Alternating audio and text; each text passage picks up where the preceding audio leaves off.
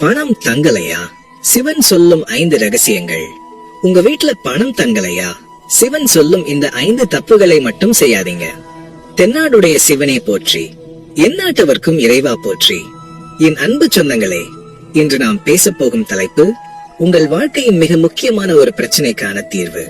காலையில் கண் விழித்தது முதல் இரவு தூங்கும் வரை நாம் எதற்காக ஓடுகிறோம்?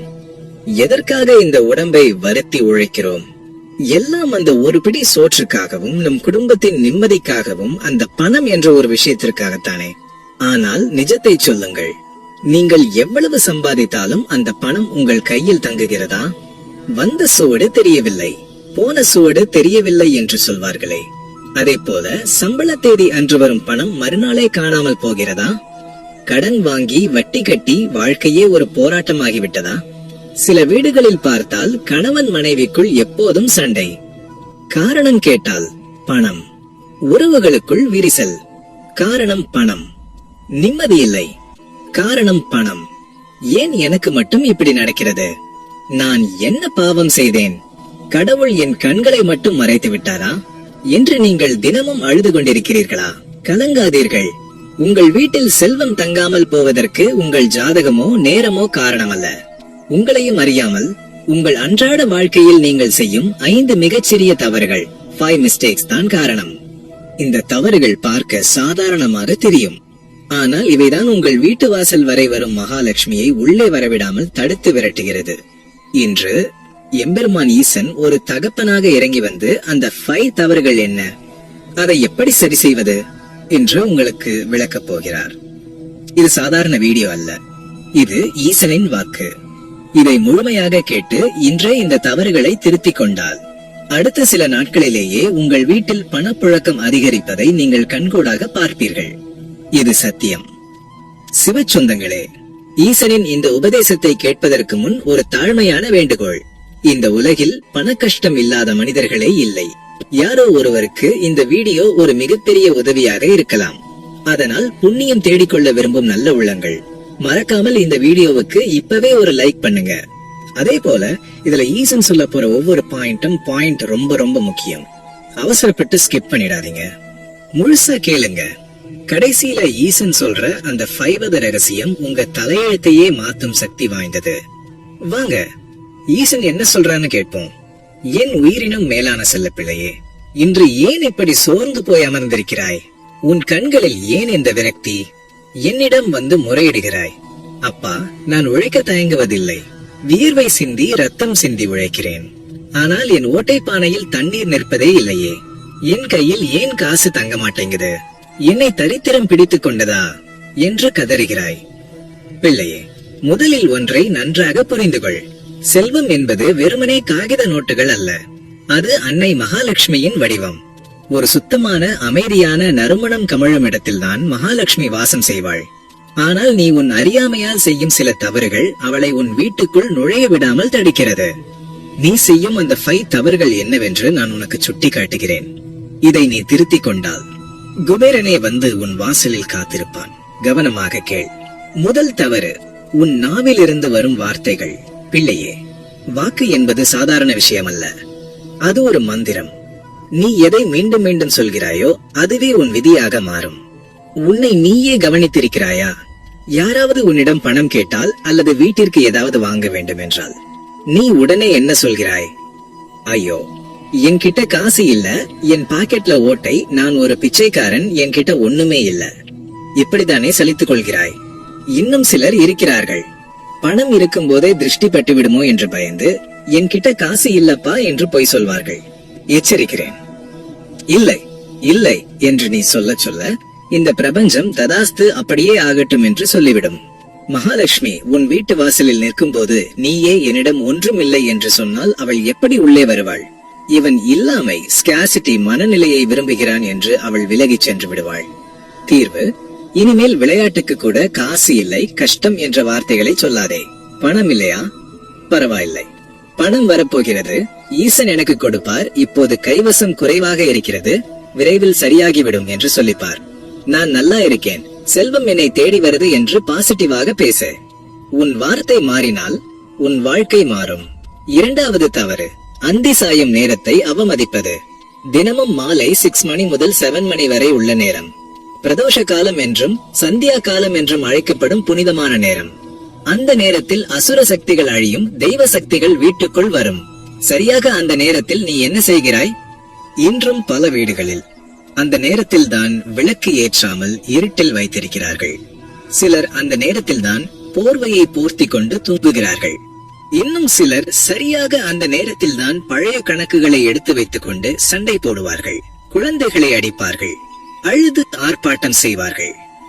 பிள்ளையே, எந்த வீட்டில் மாலை நேரத்தில் விளக்கு எரியாமல் இருள் சூழ்ந்து இருக்கிறதோ, எந்த வீட்டில் அந்த நேரத்தில் அழுகுரலும் சண்டை சத்தமும் கேட்கிறதோ, எந்த வீட்டில் அந்த நேரத்தில் தூங்குகிறார்களோ அந்த வீட்டில் மூதேவிதான் வாசம் செய்வாள். மகாலட்சுமி ஒரு வினாடி கூட அங்கே தங்க மாட்டாள். தீர்வு: இன்றிலிருந்து ஒரு முடிவெடு. மாலை 6 மணி ஆன உடனே வீட்டின் வாசல் கதவை திறந்து வை. நிலை வாசலில் மஞ்சள் குங்குமம் வை.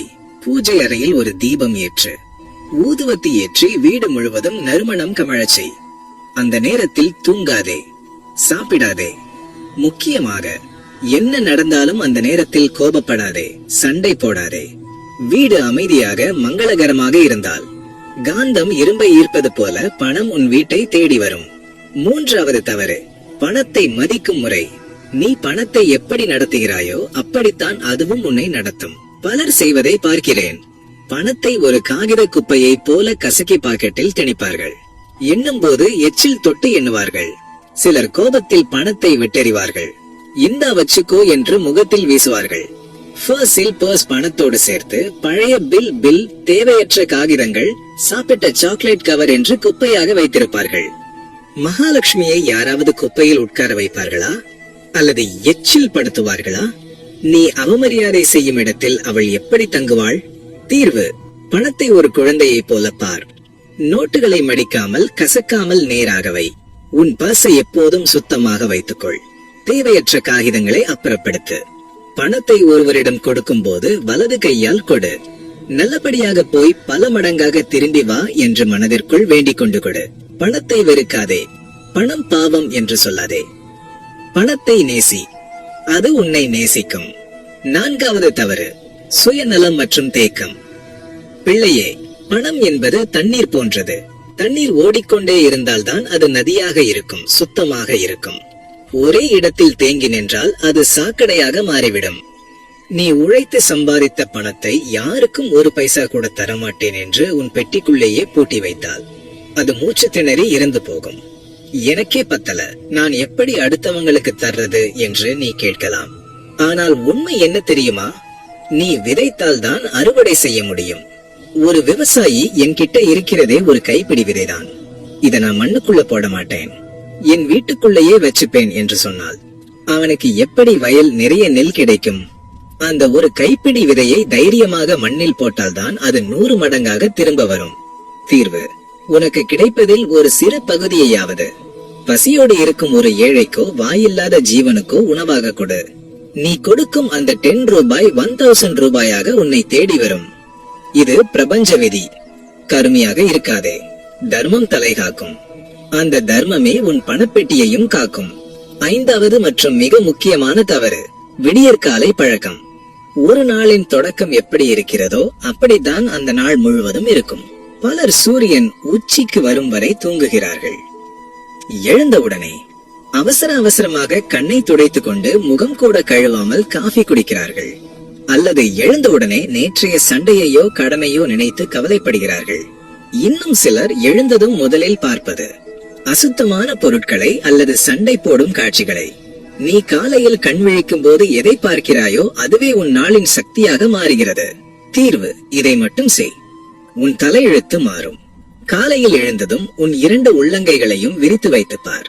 கராக்ரே வசதே லட்சுமி என்று சொல்வார்கள். உன் உள்ளங்கையின் நுனியில் மகாலட்சுமியும் நடுவில் சரஸ்வதியும் அடியில் நானும் ஈசன் இருக்கிறோம். எழுந்ததும் உன் கைகளை பார், அல்லது என் படத்தை பார், அல்லது ஒரு பசுவையோ தீபத்தையோ பார். இன்றைய நாள் அற்புதமான நாள், எனக்கு எல்லாம் நன்மையாகவே நடக்கும் என்று சொல்லிவிட்டு உன் நாளை தொடங்கு. அந்த நாள் முழுவதும் வெற்றி உன் காலடியில் இருக்கும். என் பிள்ளையே, இவ்வளவு நாள் அறியாமல் செய்த தவறுகளை நினைத்து கலங்காதே. இன்றிலிருந்து இந்த 5 விஷயங்களையும் கடைபிடி. இல்லவே இல்லை என்று சொல்லாதே. மாலை நேரத்தில் விளக்கேற்று சண்டை போடாதே. பணத்தை மரியாதையாக நடத்து. ஏழைக்கு உதவி செய். காலையில் மங்களகரமானதை தரிசி. இதை செய்தாலே போதும். தடைப்பட்ட உன் வருமானம் மடை திறந்த வெள்ளம் போல வரும். கடன் தொல்லைகள் தீரும். உன் வீட்டில் செல்வம், நிம்மதி, ஆரோக்கியம் எல்லாம் குறைவில்லாமல் இருக்கும். நான் இருக்கிறேன். உன் கூடவே இருக்கிறேன். தைரியமாக இரு. எல்லாம் சிவமயம். ஓம் நம சிவாய. கேட்டீங்களா மக்களே? ஈசன் சொன்னது எவ்வளவு பெரிய உண்மை. நம்ம வாழ்க்கையில பண்ற இந்த சின்ன சின்ன தப்புகள் தான் பெரிய ஓட்டையா மாறி நம்ம செல்வத்தை உறிஞ்சிடுது.